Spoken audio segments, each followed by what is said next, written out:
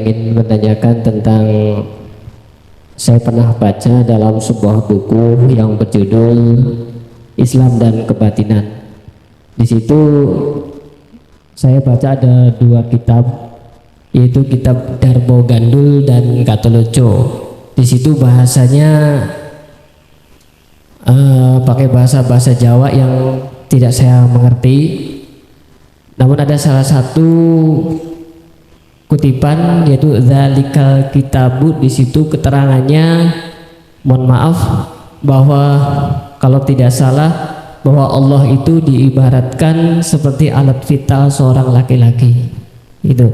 Jadi kami mohon penjelasan Buya dengan apa yang kami baca dalam kitab Darmo Gandul dan Katoloco itu. Kami ucapkan terima kasih. Dzalikal Kitabu. Iya. Di situ ada keterangan begitu. Darmo Gandul dan Katoloco di dalam buku Islam dan Kebatinan. Tuhan itu laki-laki. Itu. Terima kasih Bu ya. Assalamualaikum warahmatullahi wabarakatuh. Iyalah, ibu-ibu sekalian, ini kita jangan buru-buru. Ini kebatinan, bangsa dukun, bangsa jimat, kan menjadi ruwet ini. Beli peragat-peragat ketukaran baik. Umat Islam bisa nggak sih berhenti bertengkar? Lu rebutan apa sih? Rebutan surga?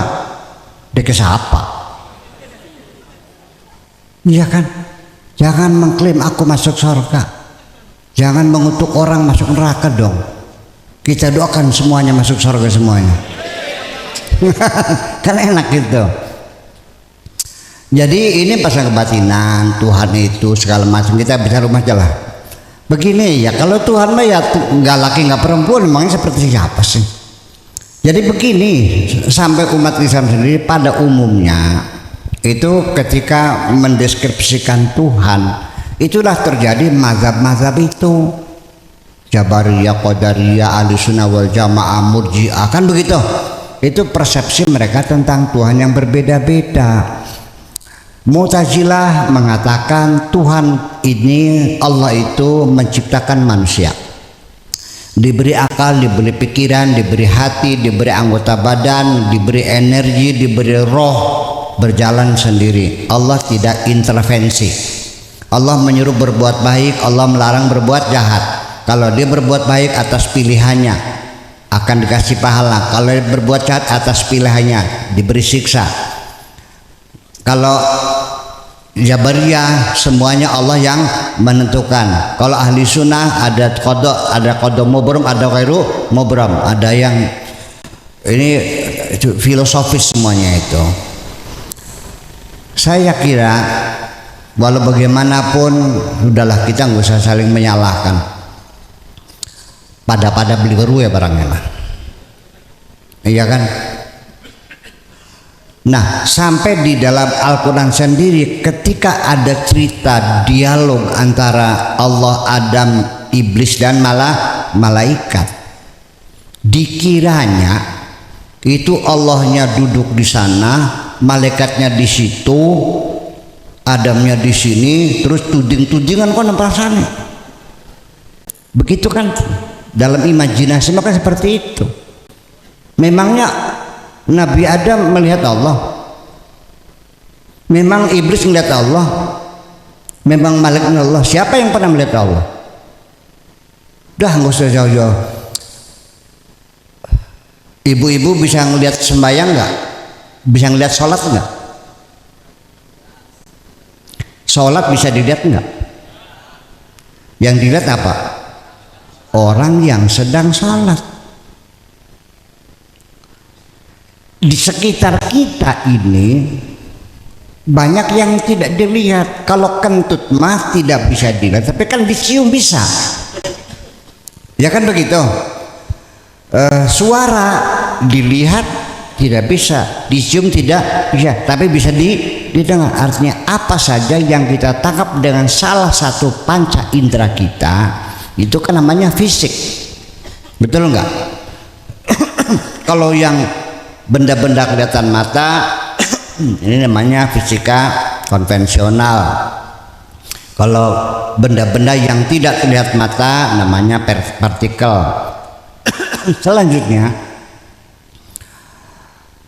lalu Allah itu seperti apa? Ada di mana? Bagaimana? Ini kan dulu orang itu kan ingin meragakan Tuhan. Maka ketika mereka membuat patung-patung itu, lalu ditegur oleh Allah, kenapa engkau menyembah patung? Mereka menjawab, wa ma na'buduhum illa liyuqarribuna ila Allahi zulfa.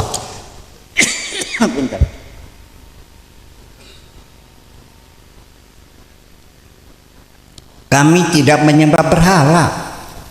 Itu hanya mediator saja kok untuk mendekatkan diri kepada Allah. Itulah makanya agama-agama yang Tuhannya kelihatan mata berbentuk berhala, ketika mereka melakukan ritual sembahyang itu bisa nangis, Bu, karena betul-betul kelihatan Tuhannya. Tapi orang Islam jarang yang sholat sambil nangis tuh. Apa sebabnya?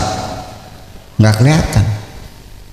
Nah, itulah makanya Tuhan tidak usah diimajinasikan, laki atau perempuan, besar atau kecil, jangan dimasukkan warnanya kayak apa, merah, putih. Tuhan di luar kemampuan akalmu mencangkau. Paham? Tuhan tidak bisa ditangkap dengan panca indramu. Allah itu ada. Allah kalau ingin membuat sesuatu, innama amru idza arada syai'an ayyaqula lahu kun fayakun. Jadi artinya sudah, jangan laki atau perempuan, besar atau kecil, rambutnya keriting atau lurus, dia jadi secara fisik. Tuhan itu bukan seperti itu. Dia ada di mana saja, tidak ada ruang-ruang kosong, tidak ada Tuhan, semua Tuhan ada. Di mana kedekatannya lebih dekat dari urat nadimu, paham deh? Saking parknya sampai belikaton. Allah itu zahir. Nih, saya mau nanya, kolong adanya di mana? Ada di mana kolong? Longan dan ini ada kolongan. Ini sor apa? Soramben. Longan anak beli. Ada nggak longan? Ada. Di mana? Di bawah ranjang. Ranjang ada, longan ada. Yang wujud hakiki itu ampin apa longan? Ketika ambennya diangkat, longannya perginya kemana? Jadi wujud kita ini ibaratnya sama dengan longan. Adanya ini itu keberadaan yang nisbi. Kita ini sebetulnya nggak ada sebetulnya. Kita ini bayang-bayang, kita ini longan sebetulnya. Yang ada hanya Allah kok. Nih. Jadi ketika kita ingin membuktikan Allah, jangan mencari bukti. Nggak mungkin ada bukti. Allah tidak bisa dibuktikan dengan alam ini. Percaya nggak? Karena Allah itu wajibul wujud, wujudnya hakiki. Tapi kalau alam ini minal mumkinat, biar terminologinya mumkinat, tidak mungkin mumkinat dijadikan dalil kepada wajibul wujud. Mumkinatul wujud tidak bisa dijadikan dalil untuk membuktikan keberadaan wajibul wujud. Kita membuktikan amben bukan dengan longan. Oke, kita belajar tauhid dulu ya, belajar dulu ya. Percaya Allah ada? Mana buktinya? Ada langit, ada bumi, betul. Seperti itu.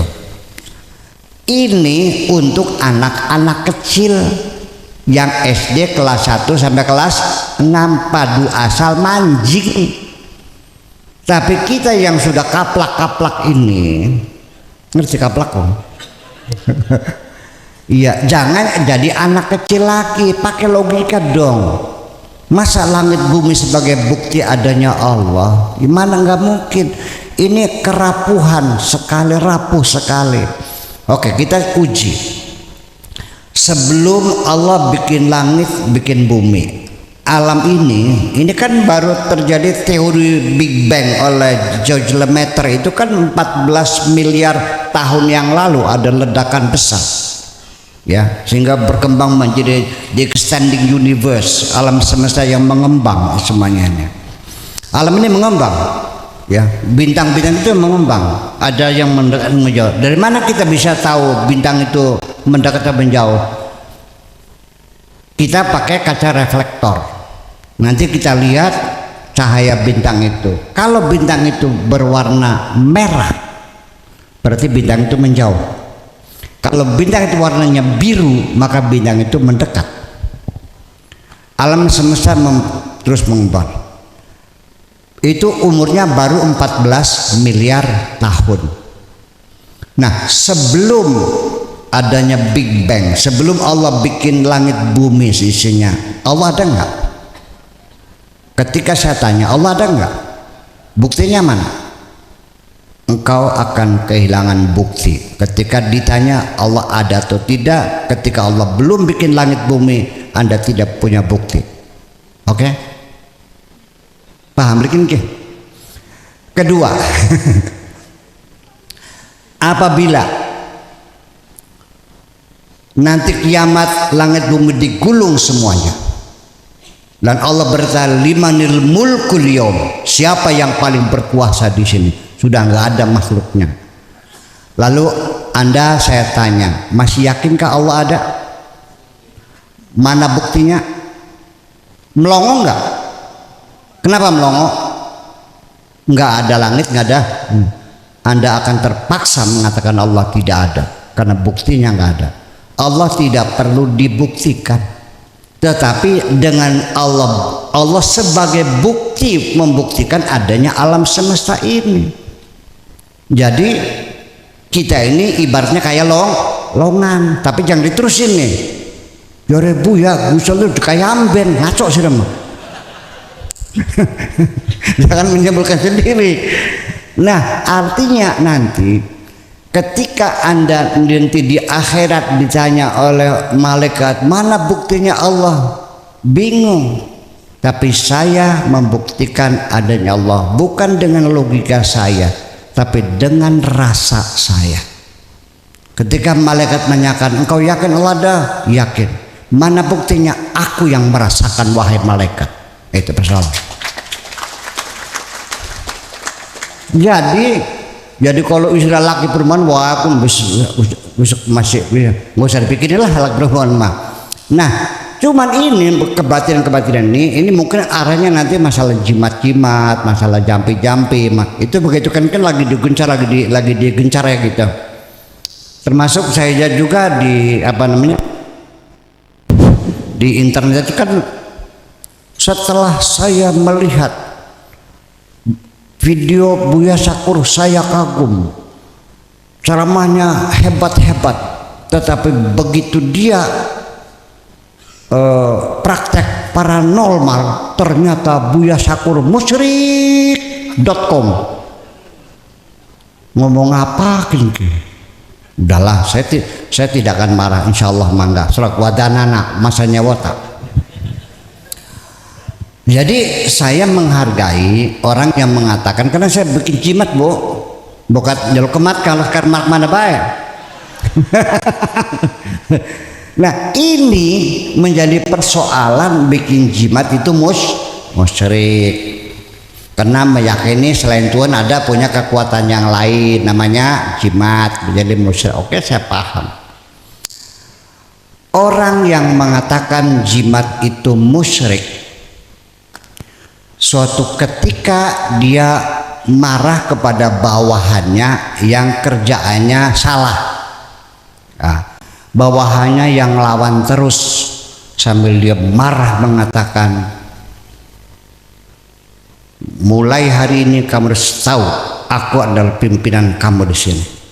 Masa depanmu ada di ujung penaku, bisa kumutasikan ke tempat yang jauh di sana. Bayangkan, dia mengatakan jimat musyrik, tapi dia mengatakan masa depanmu ada di ujung penaku ini.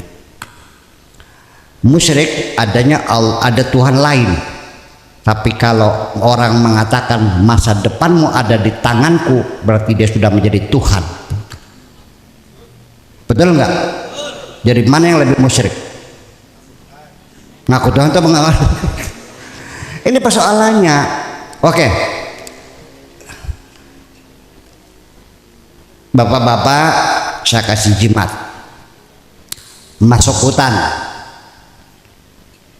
Ada macan, ada ular. Ini anti apa namanya? Anti macan lah, anti bisa lah gitu. Artinya tegar nggak? Tegar. Oke. Satu orang lagi saya kasih senapan. Masuk hutan. Lebih tegar mana? Bawa senapan apa bawa jimat? Dari mana yang lebih musyrik? Oke. Oke.